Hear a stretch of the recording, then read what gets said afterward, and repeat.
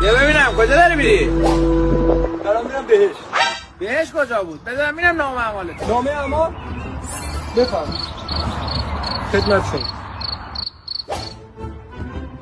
این چیه دیگه؟ اینم که کپیه.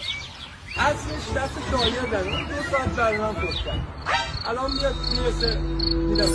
اون کلید چیه گردنته؟ این کلید در بهشته. بهش میخوای بری؟ آره 215 دفعه از عوارضی در رفتی.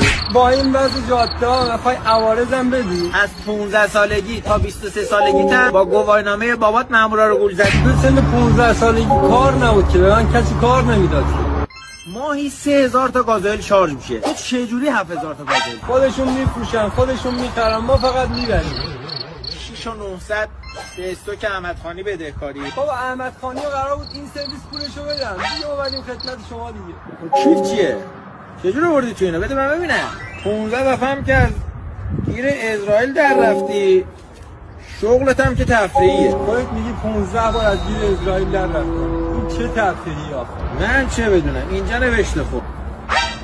اینستون قرمزم که میکشی. فقط قرمز جواب. اولم کشیدی تا اینجا ره؟ بیا بارو بهش. به تو میرسی.